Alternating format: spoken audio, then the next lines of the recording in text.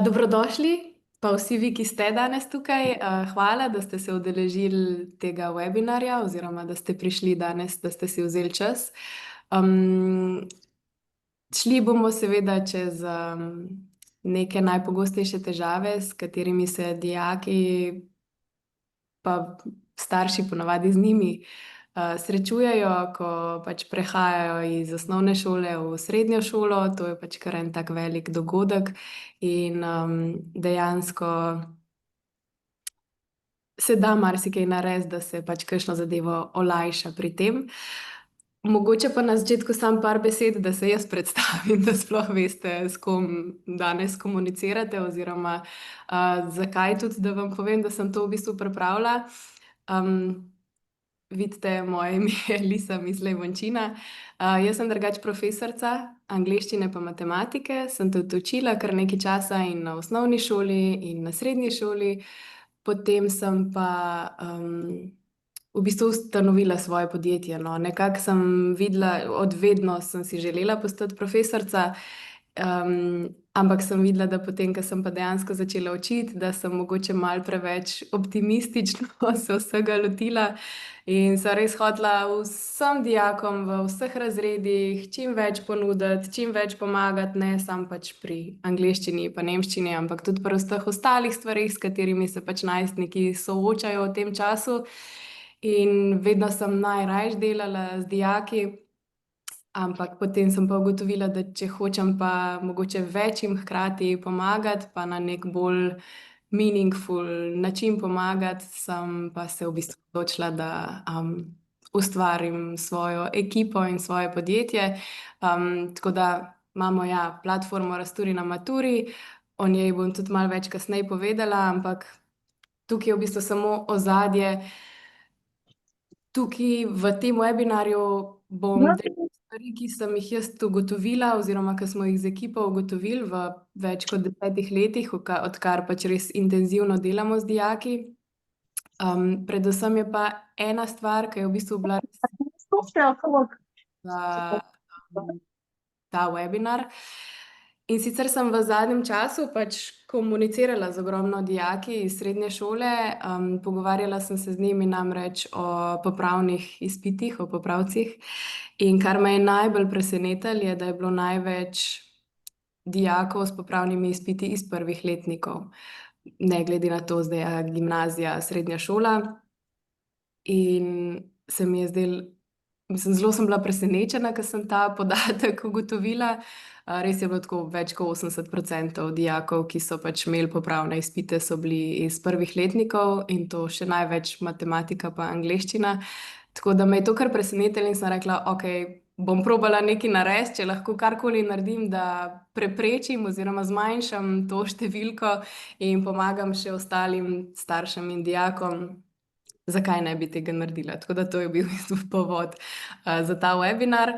Hkrati sem se pa v bistvu, ko sem pripravljala to vsebino, tudi posvetovala z eno psihologinjo. Tako da jaz bi tukaj sam disclaimer na začetku še dala, da jaz nisem psihologinja, sem se pa posvetovala z njo, tako da tukaj ne bom zdaj delila vzgojnih nasvetov. To je pač stvar vsakega posameznika oziroma vsake družine posebej, ampak so pa lahko to mogoče neke smernice, ki vam lahko pomagajo pri usmerjanju mogoče svojih otrok ali pa pač pri komunikaciji in tako naprej.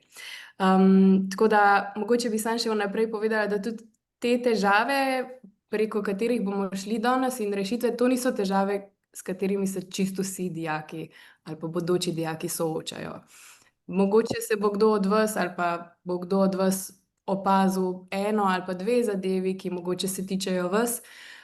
So pa pač to neke najbolj pogoste zadeve, s katerimi se soočajo in na šolah in mi v kontaktu z dijaki in starši in psihologi v bistvu tudi konec koncev, če pač kdo njih prosi za pomoč. Tako da jaz sem zastavila tako, da bomo najprej si pogledali vedno neko težavo pa rešitev ali pa smernice, kako bi lahko mogoče se tej težavi izognili oziroma kaj lahko naredimo kot starši, da čim bolj olajšamo tudi svojim otrokom to pot, hkrati jih pa spodbujamo k neki samostojnosti, da se tudi sami naučijo reševati neke težave. Tako da jaz bom kar skočila v predstavitev. In sicer prva zadeva, ki verjetno je tudi vsak od vas najprej pomislil nanjo, tudi dijaki sami verjetno to najprej pomislijo, je, da pač se seveda selijo na novo šolo. Večinoma gre to za večjo šolo, tam so ljudje, ki jih ne poznajo, novi učitelji, novi sošolci, sošolke in seveda to marsikoga lahko navda z nekim strahom oziroma nesigurnostjo. Ne vejo, kako se bojo vključili, a bojo hitro našli kakšne nove prijatelje ali ne. Super, če grejo na šolo ali pa v razred, kjer vsaj koga že poznajo, pač to je vedno malo lažje potem. Včasih tudi na zunaj izgledajo naši otroci samozavestni, pa mogoče vseeno niso čisto prepričani vase.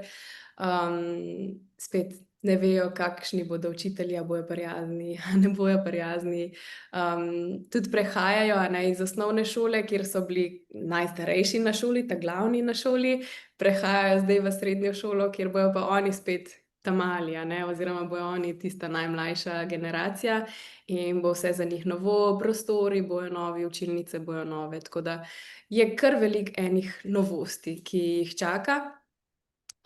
Zdaj, kaj lahko naredimo?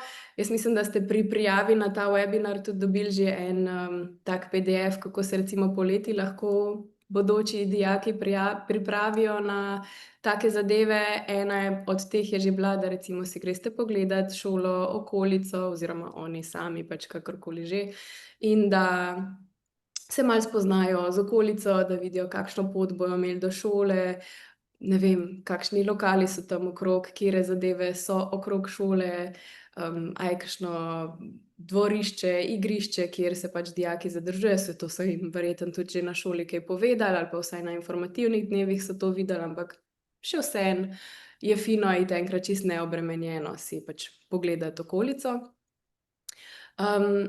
Zdaj pa jaz bom malo skakala, kaj lahko otroci naredijo, kaj lahko starši naredite, ampak saj mislim, da bo dosti jasno, kaj komu paše. In sicer to velja recimo in za otroke in za starše, a ne, da redno komunicirate s šolo, se pravi, kakršnakoli obvestila, ki jih starši dobivate, in seveda otroci isto, da svoja obvestila oni sledijo in vi tem, ki so namenjeni staršem. Seveda gre tukaj vedno za neko zmernost, a ne zdaj neki micromanaging oziroma da zelo natančno preverjate vsako zadevo, ni treba, in kontrolirate svoje otroke, seveda ni treba. Jih želimo tudi spodbujati k temu, da so pač čim bolj samostojni, ampak vse te neke osnove, pač iti na roditeljski sestanek, spoznati kolektiv profesorjev, spoznati razrednika oziroma razredničarko. Pač to so vse pomembne stvari, saj verjamem, da so vam vse te jasne, ampak na koncu se izkaže, da mogoče čisto vsakmu pa tudi niso. Tako da pač te redne zadeve, o katerih vas šole obveščajo, se jih seveda pač udeležite, in spremljate, kaj se dogaja. Tudi mogoče z dijaki oziroma pač s svojimi otroci, da se pogovarjate v smislu, da ni, da vedno preveč drezamo v njih, ke pol tudi takoj dobijo malo odpora ali pa kaj takega, vseeno, saj veste sami, da so to pač taka občutljiva leta. Mislim, da vsakemu, tudi jaz se spomnim, da je meni šlo na živce vprašanje, kako je bilo v šoli, ker nisem nič konkretnega nikoli vedela, kaj bi povedala svoji mami. Ampak mogoče res, da neka dejansko konkretna vprašanja postavljate, a ne, a ti je bil ta učitelj všeč, kako pa ta razlaga snov, a je bilo to v redu, s kom si se pa družil, kaj pa ste počeli med odmorom, pa ni zdaj treba vseh teh vprašanj zgostiti v pač 2 minuti takoj, ko pridejo iz šole, ampak pač, da nekako izberete mogoče pravi moment, da se pač o nekih teh zadevah pogovarjate. In tudi to, kar tukaj piše na slajdu, da se pogovarjate o pač nekih takih naravnih priložnostih, a ne, ni treba, da se vsi usedete za mizo in zdaj se bomo pa pogovorili, kako si se imel danes v šoli. Ampak čist, ne vem, greste na sprehod ali pa se v avto nekam peljete ali pa pač karkoli že počnete skupaj kot družina. Boste verjetno na tak način veliko več informacij dobili od otroka, kakor če se tako strukturirano in resno lotite vsega tega. Tudi to, a ne, da se pogovarjamo, da je normalno, da jih kaj skrbi, da jih je mogoče strah neke nove situacije, je nekako v uteho po navadi dijakom. Ni nujno, da pokažejo, da jim to veliko pomeni, ampak večinoma jim res veliko pomeni, da vidijo, da pač jih starši razumejo in da vejo, da se lahko vedno obrnejo na svoje starše, a ne. In tudi, če se pogovarjamo recimo o profesorjih ali pa tudi o vrstnikih, da mogoče kdaj nanese beseda na to, da ni nujno, da so nam vedno vsi ljudje ali nam všeč in hkrati tudi mi vsem ostalim, a ne, da je to pač čisto normalno, da bomo vedno naleteli na koga, ki nam pač ne ustreza ali karakterno ali kakorkoli že, se s to osebo ne razumemo in s tem pač ni nič narobe, saj ne rabimo imeti ves čas vedno z vsemi prijatelji, a ne, da se mogoče tudi tega zavedajo, no. In za vrstnike in za pač neki odnos s profesorji, seveda je prav, da smo vedno en do drugega spoštljivi, ni pa nič narobe, če pač si nismo vsi všeč. Tako da to je ena stvar. Druga zadeva je pa, ki je seveda povezana tudi z nekim pač z neko prilagoditvijo na novo okolje, je pa pač razvoj neke samopodobe, iskanje neke identitete. To je pač tudi zelo tipično, ne zdaj samo za ta prehod iz, osnovne v srednjo šolo, ampak na splošno pač v tem obdobju najstništva se to pač najstnikom dogaja, da so pač občutljivi, da se velikokrat tudi primerjajo z vrstniki, in kar se tiče šole oziroma šolskih rezultatov mogoče in kar se tiče videza, čustvenega doživljanja, kakorkoli. Včasih se zgodi, a ne, tudi malo kasneje bomo govorili o tem, da pridejo kakšne malo slabše ocene in takrat se hitro lahko zamaje neka samozavest, ki jo imajo otroci iz osnovne šole, kjer so bili mogoče veliko bolj uspešni. Tukaj je pa pač kar naenkrat malo več tega akademskega recimo pritiska. In da seveda, ja, pač pridejo v novo okolje. Jaz vem, pač meni je recimo ime Lisa, a ne. Doma so me vedno vsi klicali Liza. In ko sem prišla v srednjo šolo, sem si jaz kar eno tako, ne bom rekla novo identiteto zbrala, ampak sem se pač začela predstavljati kot Lisa, ne Liza. Tako da lahko so to ene čisto take malenkosti, ki jih boste mogoče opazili, da kaj drugače delajo ali pa da mogoče, ne vem, kaj drugače so začeli govoriti ali pa kaj takega. Pač to je čisto normalno, a ne, iščejo, kaj njim ustreza, kako se oni dobro počutijo, tako da to je pač popolnoma normalno. Tukaj je pač velikokrat pomembno to, da, a ne, da jim ne začnemo takoj predavati nekaj ali pa da mi poskušamo reševati njihove težave, ampak da jih pač vprašamo, a jim lahko kako pomagamo ali pa kaj bi jim prav prišlo, če bi skupaj naredili ali pa kaj takega. Tudi pač napake se bojo dogajale, to je ključni del konec koncev srednje šole oziroma pač tega obdobja šolanja. Je pa mogoče pametno malo razmisliti, kako pač ali mi kot starši, saj profesorji bojo tudi malo drugače tule odreagirali, kako recimo mi kot starši odreagiramo na, neke, ne bom rekla poraze, ampak recimo, da je, ne vem, otrok bil navajen imeti štirke pa petke v, osnovni šoli, potem pa dobi prvo enko v srednji šoli. In se mi zdi, da tukaj je dosti pomembno, na kakšen način odreagiramo kot starši, a ne. Takoj se pač razjezimo, takoj vse alarme dogaja, ali pač dosti mirno odreagiramo na take zadeve. Jaz spet mogoče ena osebna anekdota. Jaz se spomnim, da isto, jaz sem bila odlična v osnovni šoli, nobenih težav z učenjem, vse je bilo super, potem sem pa prišla na gimnazijo. In ne vem, če je bil prvi ali pa drugi test pri matematiki, sem seveda pač enko dobila. In prišla in sem se jaz ful sekirala in prišla čisto poklapana domov. In grozen, kaj se je zgodilo, komaj sem si upala povedati doma. Doma so pa penino odprli pa rekli: "Evo, bravo, končno še en mejnik si dosegla, super, vse bo v redu, pač prva enka, bravo, evo, končno ti je ratala." In sem takoj malo drugače gledala na to, ni mi bilo več tako grozno. Pač počutila sem se, da sem sprejeta, da ni nič groznega, če pač dobiš neko slabo oceno, in sem jo tudi pol itak takoj popravila in je bilo vse okej.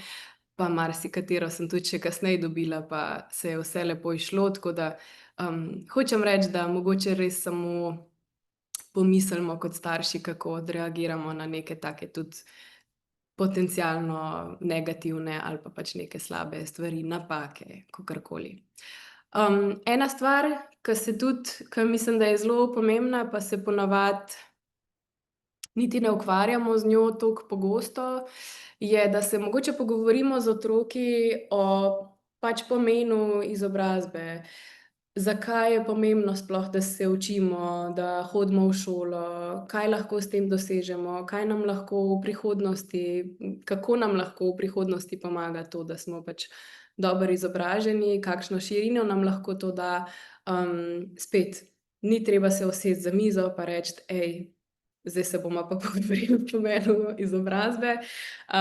Ampak spet, mogoče enkrat čisto mimogrede, a ne, ali pa ne vem, slišite na poročilih nekaj ali pa na radiu nekaj, pa pač lahko to čisto spontano, pride.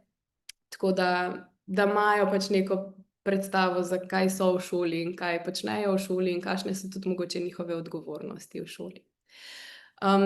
Zdaj jaz sem omenila, da mi pač imamo sicer platformo za učenje, ampak nekako iz česa sem jaz izhajala, ko sem v bistvu vse to naredila, je ravno to, da, pomagamo dijakom tudi ne zdaj izključno pri tem formalnem delu, pri učenju snovi za šolo, ampak da jim dejansko želimo približati in ta neki growth mindset, in to, da jih mogoče malo pomirimo, da niso toliko v stresu glede šole, da jim pomagamo, da jih izobražujemo tudi za ostale zadeve, ki so pač mogoče izven šole, od, ne vem, prehrane do pomembnosti gibanja, do tega, kako si lahko zorganizirajo vse zadeve za šolo.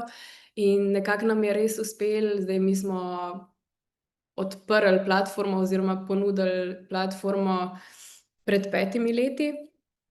Tako da zdaj smo se nekako res že vzpostavili kot neki zanesljiv, kako bi rekla, sopotnik dijakom. Pač nismo njihovi starši, nismo profesorji, nismo tudi prijatelji njihovi, vseeno smo pač neka starejša generacija.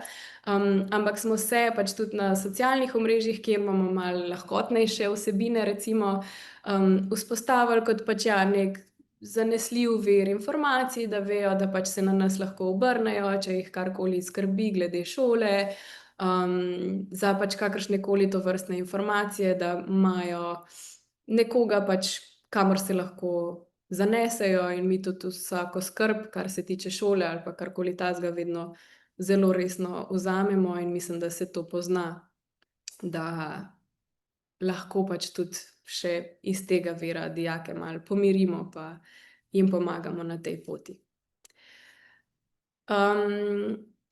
Na začetku sem imela pripravljeno en vprašalnik oziroma 3 kratka vprašanja, pa sem jih itak pozabila, vam dati, ampak nič hudega. Eno izmed teh vprašanj je bilo, če slučajno, bo kakšen izmed dijakov, se preselil v dijaški dom. Tudi po mailu sem dobila ene par vprašanj na to temo, tako da sem jo zato vključila noter. Marsikateri pač dijaki se seveda zdaj oziroma se jeseni selijo v dijaške domove, to pač prinese zraven še mogoče kakšno ekstra skrb ali pa kakšno dodatno težavo, ki jih mogoče dijaki, ki vseeno ostanejo doma, nimajo. To seveda najpomembnejša ali pa največja je mogoče ravno to, da pač pogrešajo družino, pogrešajo svoj dom, pogrešajo prijatelje, sorojence, mogoče kaj takega.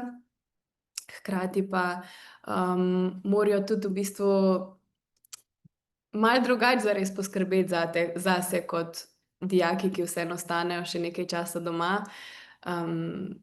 Okej, saj velikokrat perilo domov prinesejo oprat, ampak a ne, ene take zadeve od prehrane do, ne vem, financ, ja, konec koncev pranje perila, neke higiene, se morajo pač tudi s temi zadevami seveda ukvarjati, a ne. In skupaj s tem seveda pride tudi neka večja odgovornost, mogoče potreba po malo še večji neki zrelosti, a ne, malo hitreje recimo še odrastejo zraven, se morajo zorganizirati, se sami zbujati zjutraj in tako naprej. In ja, tudi ta neka struktura, ke so jo mogoče navajeni od doma, ni več enaka, tako da tukaj sem kar na poseben slajd dajala, kaj lahko starši recimo tukaj naredijo, skupaj z otroki seveda, hkrati pa to v bistvu velja za vse, saj ni to izključno za te, ki se selijo v dijaške domove, ampak se mi zdi, da so to take stvari, ki pridejo prav komurkoli, a ne, tako da zato sem dala to tako ekstra posebej, ne samo tam pri dijaških domovih. In sicer, da mogoče že zdaj med poletjem, to mislim, da sem dala tudi ven PDF, da se pač lahko otrok, dijak sam pač o nekih zadevah odloča oziroma da skupaj pač sprejemate neke odločitve, mogoče o urniku, o tem, kaj bojo počeli poleti, kam bojo šli, kako se bojo zorganizirali in tako naprej. Seveda je fino, če tudi sodeluje pri vseh teh pripravah na šolo, da ni zdaj, da starši vse namesto otroka naredijo, ali pa seveda tudi, da mu čisto prepustijo, ke velikokrat se mogoče otroci skoncentrirajo na kakšne druge stvari, ke mogoče niso toliko pomembne, starši pa vseeno pomislimo na vse ostale scenarije. Tako da ja, od tega, kako se gre po nakupih, do tega, kako se, ne vem, sestavlja urnik, na kakšen način se tega lahko lotijo, kako si načrtujejo dneve, organizirajo učenje in tako naprej. Potem, da se mogoče in vi kot starši in seveda dijaki dogovorijo za pač neke redne pogovore in med sabo, ne, dijaki, starši, da imate pač neki, mogoče v urniku že takrat se slišiva ali pa kakorkoli. Seveda pa tudi z vzgojitelji v dijaških domovih, a ne. Šola je seveda en del, pol je pa druga dijaški dom, tako da tam ima itak vsaka skupina dijakov svoje vzgojitelje, tako da je seveda pomembno, da pač smo tudi z njimi v komunikaciji in da veste, kaj se v dijaških domovih dogaja. In ja, seveda, da komunicirate s svojimi otroki. Potem je seveda fino, da se, pač naučijo otroci nekih osnovnih veščin, od kuhanja do pranja perila, do konec koncev upravljanja z denarjem, a ne, če ima kdo kakšno žepnino ali pa štipendijo, da se mogoče pač res samo pogovorite, kako si lahko razporedijo ta denar, kateri so neki pomembni stroški, katere so pač neke stvari, ke si jih mogoče lahko privoščijo ali pa tudi ne. Da pač se tule neke osnove postavi in to so vse stvari, ke jim bojo tudi kasneje v življenju zelo prav prišle, a ne. To so pač neki life skillsi, ki so seveda pomembni, in se mi zdi, da prej, ko se jih naučijo, boljše jih lahko obvladajo in tudi manj težav imajo kasneje s temi zadevami. Če se selijo v sobe, je seveda fino, da mogoče jim pomagate postaviti kakšen tak cozy, prijeten kotiček, ali kakšne slikice obesiti, da pač je čim bolj domače vse skupaj. In seveda, da pač se tudi čustveno, a ne, in vi kot starši navadite na to, Seveda pa tudi dijaki, a ne, to je sprememba za obe strani. In je seveda normalno, da se pogrešate in je normalno, da je enemu ali drugemu težko pri tej spremembi. Ampak še vedno pač, če obstaja neka redna komunikacija, neka odkrita komunikacija, je vse skupaj to veliko, veliko lažje. Spet mi imamo recimo tudi, dogovore z dijaškimi domovi. Tule sem dala par slik zgor, tudi na dijaških domovih delamo, predstavitve, delavnice za dijake, zato da jih pač res lahko podpremo oziroma da tudi v prostem času, ko pač so v dijaškem domu, pa ni zdaj nujno, da se kar non stop učijo ali pa karkoli takega delajo, da imajo pač na voljo tudi neke kvalitetne vsebine, da lahko kaj od tega odnesejo, se naučijo, ampak ne nujno zdaj stvari izključno za šolo, ampak tudi splošno za življenje. Zdaj pa v bistvu prehajam na našo domeno oziroma na zadevo, s katero se pač mi največ ukvarjamo, kadar smo v stiku z dijaki in starši in profesorji konec koncev. In dejansko sta ti dve zadevi, ki jih bom pa zdaj omenila, tudi najbolj pogost vzrok oziroma je recimo to 80% vzrokov za vse težave, recimo, ki jih imajo dijaki lahko v šoli, je pač upravljanje časa in pač neki ta akademski šok v bistvu, ki se lahko zgodi. Ne pravim, da se vsem zgodi, ampak je pa kar pogosta zadeva. Tako da tega smo na začetku imeli čustvena, komponenta, samopodoba in tako, to, saj sem rekla, ni nujno, da se bo vsak s tem soočil, da bo vsakemu težko, da bo vsak anksiozen, karkoli daleč od tega. Ampak te, organizacijske in akademske zadeve so pa bolj pogoste, no, bi rekla. In sicer prva zadeva je to, da, a ne, kar naenkrat so in malo daljši šolski dnevi, bolj zahtevni urniki, malo več samostojnega dela je na srednjih šolah, več različnih predmetov, več učiteljev, ni, da konstantno nekdo bdi nad tabo in te preverja, kakor je pogosto recimo v osnovni šoli, saj ne pravim, da je, ampak tako. In se dejansko zgodi, a ne, da jih to malo šokira, da mogoče tudi ne vejo čisto, kako se sploh lotiti, ker naenkrat se potem pride več testov, spraševanj, pač več nekega pritiska in dejansko ugotavljamo vsako leto znova, pa vsako leto bolj, da je največja težava v tem, da se pač otroci, dijaki ne znajo učiti, a ne, kar je čisto normalno. Jaz tudi vem, da nisem vedela v prvem letniku, kako naj se lotim učenja nekega predmeta ali pa neke snovi. Tako da ni to popolnoma nič nenavadnega. Je pa seveda to, tako kot smo prej govorili o nekih življenjskih, skillsih, je pa to pač prej, kot se naučijo, kako se lahko učijo različne predmete, različne snovi, da najdejo način, ki njim pač najbolj ustreza, kako se lahko učijo, lažje jim bo. Vsako leto naprej jim bo lažje in potem ne vem, če bojo šli na faks, jim bo lažje in v življenju in v službi in kakorkoli. Seveda, če pač poznamo neke te sisteme in si znamo to vzpostaviti. Se pravi, eno je pač že neka rutina, a ne, da vejo, kdaj zjutraj vstajajo, kdaj imajo šolo, kakšen imajo urnik in si pač v ta urnik, nekako lahko tudi razporedijo ali delanje domačih nalog ali učenje, kakorkoli že. Hkrati pa pač so ravno te, od tehnik učenja do, ne vem, motivacije, samozavesti pri učenju, zelo pomembne zadeve. Mi imamo tudi zelo veliko, delavnic in webinarjev na to temo.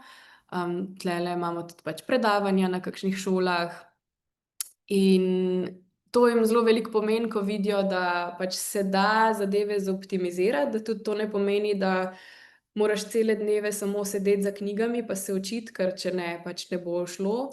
Daleč od tega, samo pač na prav način se je treba lotiti tega oziroma na način, ki pač tebi najbolj ustreza.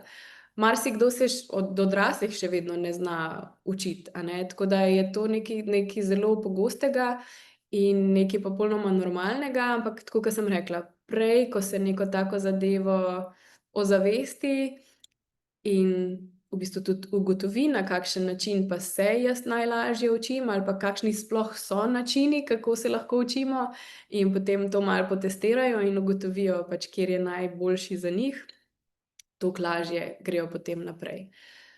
In še zadnja zadeva je pa v bistvu res ta neki akademski šok, se pravi tudi učne vsebine, a ne, hitreje grejo čez snov, bolj kompleksne snovi se začne delati, tudi neka mogoče višja pričakovanja so, sploh če grejo pač na gimnazijo, več preverjanj znanja, malo manj razlage ali pa pač, če se nekaj zamudi, ni da kar pač bojo še enkrat dobili vse razloženo. Tudi marsikje so tekmovalni med sabo, a ne, sami dijaki znotraj razreda ali pa znotraj kakšne skupine, in to pač jih po navadi še najbolj zadane, ali kako bi rekla. In spet, tukaj pomaga to, da vemo, na kakšen način se lahko naučimo snovi, različne predmete, kako se lahko zorganiziramo, da pač se dejansko držimo tega, da se sproti učimo, ne. Jaz tudi vem, da mi smo si v šoli vsako leto znova na začetku šolskega leta rekli: "Letos se bomo pa ful bolj sistematično učili, ful bolj se bom sproti učila, sproti bom vse delala, si zapiske urejala in vse." Pa se nekako nismo zmogli večino časa vsega tega držati. Ampak ja, če pa se na prav način lotimo teh zadev, pa res gre, no. Pa tudi na koncu ugotovimo, da ni toliko zakomplicirano vse skupaj, samo pač, če se malo držimo nekih načrtov, ke si jih postavimo, je precej lažje. Tako da tukaj bi mogoče še omenila, kaj pa je tisti del, kjer pač mi lahko največ, mi lahko na socialnih omrežjih izobražujemo, imamo delavnice, webinarje, vse te vsebine, kjer lahko pač dijake na tem neformalnem področju podpremo, kar pa pač je na naši platformi, ki smo jo pač ustvarili skupaj z ekipo profesorjev, tako da vse vsebine, ki so na platformi, so pripravljene v skladu z nacionalnimi učnimi načrti, z aktualnimi maturitetnimi katalogi in tako naprej, tako da je pač zanesljiva, preverjena vsebina gor. So pa v bistvu za angleščino, matematiko pa slovenščino, ki pač veste, da so tudi glavni, a ne, predmeti v šoli, tudi najbolj obsežni in na koncu tudi na maturi obvezni, so video razlage, v bistvu za vsako snov posebej, tudi za pač vse letnike. Tule je mogoče ena pogosta zmota, ali pa neko prepričanje, da je platforma izključno za maturante namenjena, ker pač je ime Razturi na maturi, ampak tukaj smo izhajali iz tega, da je nekako pač cilj vsakega dijaka, da razturi na maturi, tako da je primerno za vse, pač od 1. do 4. letnika. In ja, gor so v bistvu za celo srednjo šolo, za vse snovi, video razlage so gor, tako kratke, jedrnate, prijetne, da pač dobijo neko zanimanje za vsako temo posebej. Potem so gor zapiski, tako da si jih pač kot PDF lahko zloadajo, če želijo iz papirja se učiti, si jih lahko natisnejo, če ne, pač imajo skupek vseh skupaj na platformi. Potem so gor tudi webinarji. Webinarji so v bistvu malenkost daljši videi, ker tiste video razlage so res kratke, so tako okrog 5 minut je pač strnjena razlaga vsake snovi posebej. Webinarji so pa tako, kjer mi recimo naštevamo, ne vem, ali kakšne pogoste napake, ki se pač pojavljajo pri dijakih, ko se učijo ali pa pripravljajo na neko snov, na kakšen test, karkoli. ali so pač neki praktični primeri, a ne, kako si lahko bolj zapomnijo neko snov ali pa kako lahko rešujejo različne vrste nalog in tako naprej. Potem so tudi vaje gor, ki jih pač lahko na sami platformi rešujejo, da ali ponovijo kakšno snov ali pa pač zvadijo, če so se nekaj ravnokar naučili. Seveda so pa zraven pač vse te spremljevalne vsebine, ki jih delamo, od delavnic v živo, zdaj včasih jih imamo v živo, včasih jih imamo na Zoomu, pač odvisno od situacije. Na voljo imamo sicer tudi inštrukcije, no, drugače pa tudi pač neko čisto splošno akademsko svetovanje. Zdaj rekla sem, da že 5 let, a ne, zelo aktivno, mislim, jaz že veliko več delam z dijaki, ampak 5 let aktivno preko te platforme delamo z dijaki. In kar smo v bistvu ugotovili, kdo so pač zdaj najbolj aktivni uporabniki, pač imamo uporabnike iz vseh letnikov preko celega leta. Tako da ja, uporabljajo sicer vsi oziroma pač sezonsko, a ne, vidi se, kdaj so konference, kdaj se pač zaključuje šolsko leto, pa pač pride neka ta panika. Ampak dejansko najbolj aktivni uporabniki so pa neki relativno pridni dijaki, dijakinje, ki pač imajo radi vse na enem mestu, da vejo, da pač imajo neko željo do učenja, da vejo, da imajo nekje zorganizirane pač vse snovi, tako da so jim pač lahko jasne, da se vedno lahko zanesejo na te vsebine, ki imajo pač tudi željo, da napredujejo, da se izboljšajo, in takšnim tudi potem vse te naše delavnice, webinarji in tako naprej najbolj pač prav pride. Velikokrat so to tudi športniki, ki pač imajo sploh, bolj intenzivne urnike kot mogoče vsi ostali dijaki, a ne, ali pa zamudijo kakšno snov v šoli zaradi treningov, tekem, česarkoli že. In pač jim prav pride, da si lahko potem neke razlage za nazaj pogledajo. Dijaki, ki imajo pač neke ambicije, pa ne zdaj, da vejo, kaj hočejo študirati ali pa karkoli, ampak pač, da razumejo, zakaj, a ne, se izobražujejo in do kam jih to v bistvu lahko prinese. Jaz bom še na hitrico pokazala, no, platformo, samo toliko, da si boste lahko predstavljali, kako dejansko to vse skupaj izgleda. Se pa seveda lahko vsi na platformi registrirate. Bom kar zdajle pokazala, in sicer samo sekundo.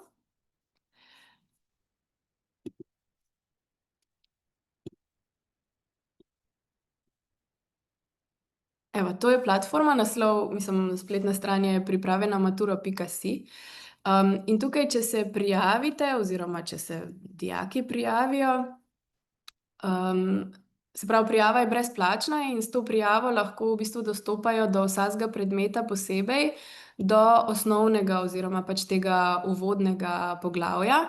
V uvodnem poglavju so pa v bistvu primeri in, tukaj so recimo 2 primera video razlage teorije, primer webinarja, primer analize knjige, zraven so pa še pač primeri zapiskov, nalog in tako naprej, zato da dobijo pač občutek, kako vse skupaj izgleda.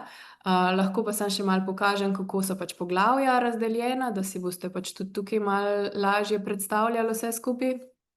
Se pravi, tukaj so poglavja razdeljena, eno so pač naslovnične, zadeve, ki pridejo v poštev, tudi tukaj se pač ve, a ne, kaj je primerno za kateri letnik oziroma itak vidijo, katero snov delajo v šoli, a ne.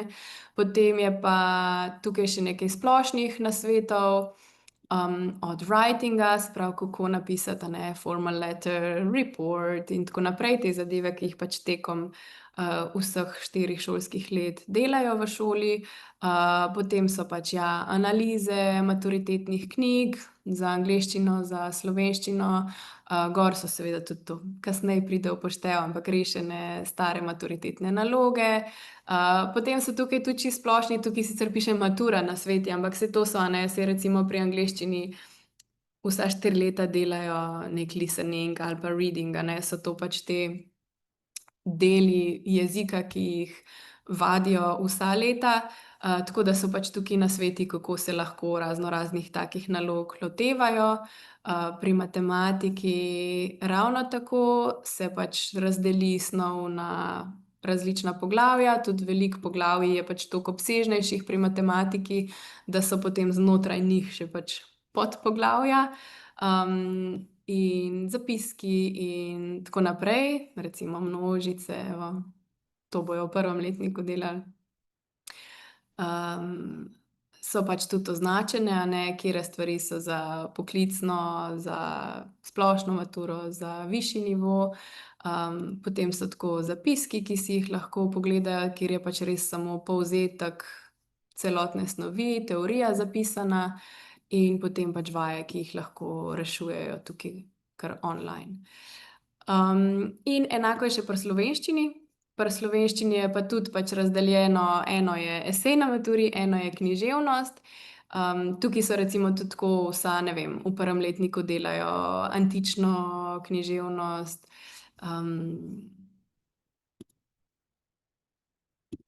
in takole recimo izgleda pač neki povzetek antične književnosti, to je naša komparativistka vse naredila, tako da imajo pač res na enem mestu zbrano vse, kar rabijo v bistvu vedeti o tej tematiki. Tako da jim pride prav že sproti, a ne, ko se učijo v šoli, hkrati pa imajo tukaj pol tudi še en skupek vseh zadev, ko se pripravljajo na maturo. Tako da, tako no, da malo dobite občutek, kako vse skupaj izgleda. Tudi tulele recimo oblikoslovje, popularno poglavje, ki ima seveda podpoglavja. Tako da, na tak način je sestavljeno vse skupaj, no. Zdaj, jaz bom samo še tole nazaj prižgala. Meni je v bistvu, jaz ta slajd sem mogla dodati, ke mi je to v bistvu najbolj v ponos. Velikokrat me odzivi dijakov zelo, zelo nasmejejo, recimo ta zgornji, vsaka čast. Ampak res dejansko vidimo, da naredi pač razliko to, da so bolj mirni, kar se tiče šole, da jih ne skrbi toliko, da mogoče kakšno snov tudi boljše razumejo, pač ne moremo vplivati na to, kakšne profesorje dobimo, eni profesorji so vrhunski, pa bi si samo želeli čim več takih, eni profesorji pa pač žal ne razložijo stvari na tak način, kakor bi si mogoče želeli ali pa kakor bi pač vsak potreboval. Tudi pač v razredu je, ne vem, 25, 30 dijakov in je pač normalno, da se ne morejo vsakemu posebej posvetiti, a ne. Tako da, meni je pač to v največji ponos, da znamo šolo pa šolsko snov predstaviti na tak način, da jim je vsaj malo bolj všeč, da jih malo bolj zanima šola, da se malo z manjšo težavo lotijo učenja in da so pač dobro opremljeni s temi informacijami, hkrati pa tudi vejo, da pač imajo še nekoga poleg staršev in poleg mogoče nekih tistih profesorjev ali pa svetovalcev, s katerimi se dobro razumejo, da pač imajo še nekoga, kamor se lahko zanesejo. In ja, to je v bistvu to. Zdaj obstajajo različne možnosti za nakup dostopa za platformo, se pravi, opcija je 1 mesec, 3 mesece ali pa 1 leto, se pravi 12 mesecev. Je pa pač trenutno tudi akcija, da za vse, ki pač želijo zdaj, kupiti dostop do platforme, imajo v bistvu namesto 12 mesecev 14 mesecev dostop in je tudi znižan za pač vse 3 predmete, za ves ta tudi spremljevalni program, od webinarjev do delavnic do vsega, pač, vse to dobijo zraven. Je namesto 250 evrov 200 evrov, tako da če bi kdorkoli to želel in je na platformi, pač dostop, označen celoletni že znižan, seveda pa mi brez problema pišete na mail, tudi če imate še kakršnokoli drugo vprašanje, ali pa imate še kakršnekoli dvome, vprašanja o prehodu iz osnovne v srednjo šolo, če lahko pač ali vam, staršem, ali pa bodočim dijakom na kakršenkoli način še pomagamo, smo z veseljem na voljo in podamo vse informacije, ki jih imamo oziroma pač kar smo se tudi mi naučili v zadnjih 10 letih. Tako da, če ima kdo še kakršnokoli vprašanje, seveda komot tudi tukaj še v chat napiše, bom še malo počakala. Drugače pa ja, hvala, upam, da vam nisem sem se kar držala, časovne omejitve, ke sem si jo dala. Tako da mislim, da smo lepo prišli čez. Ja, če je pa še kaj ostalo nerazloženo, pa, z veseljem. Nekdo je vprašal, kaj je to produktivno poletje. Drugače mislim, da ste ob prijavi, no, že dobili en PDF o tem, kaj lahko poleti recimo dijaki naredijo, ko imajo pač dovolj časa, pa ni nobenega tega šolskega pritiska.